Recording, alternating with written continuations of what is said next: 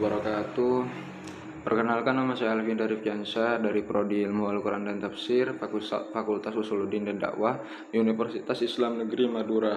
Di kesempatan malam ini saya akan membawakan materi singkat tentang pengertian Al-Quran dan fungsinya. Pertama, mari kita bahas dulu pengertiannya. Secara bahasa, kata Al-Quran berasal dari kata qoro'ah yang artinya membaca, sehingga bisa dimaknai sebagai bacaan atau kitab yang dibaca. Sedangkan menurut istilah, Al-Quran adalah firman Allah Subhanahu wa Ta'ala yang diturunkan kepada Nabi Muhammad SAW melalui malaikat Jibril. Menggunakan bahasa Arab diriwayatkan secara mutawatir dimulai dari surah Al-Fatihah hingga menutup dengan surah An-Nas. Membacanya juga termasuk ibadah, jadi bisa kita simpulkan Al-Quran adalah wahyu ilahi yang berfungsi sebagai pedoman hidup, bersumber hukum sekaligus mukjizat terbesar Nabi Muhammad SAW.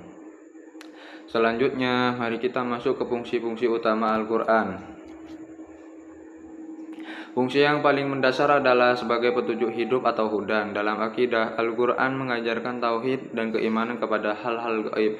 Dalam syariat, Al-Quran memberikan pedoman ibadah dan muamalah, seperti sholat, puasa, zakat, hingga aturan jual beli. Dan dalam akhlak, Al-Quran menuntun kita untuk jujur, sabar, rendah hati, serta berperilaku baik kepada sesama. Selain itu,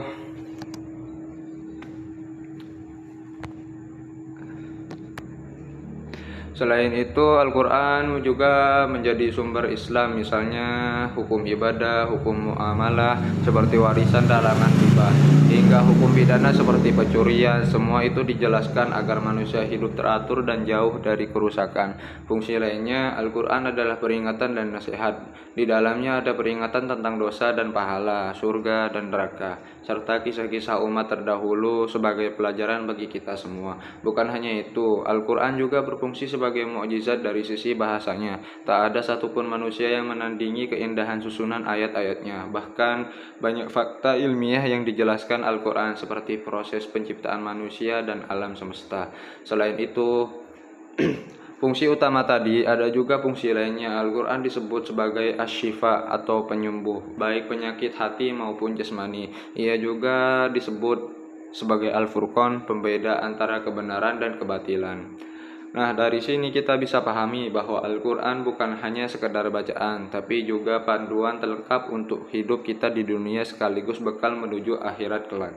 Maka dari itu, mari kita jadikan Al-Quran bukan hanya sebagai hiasan di rak, tapi benar-benar kita baca, pahami, dan amalkan kehidupan dalam sehari-hari. Baik, cukup sekian dari saya. Kurang lebihnya mohon maaf. Wassalamualaikum warahmatullahi wabarakatuh.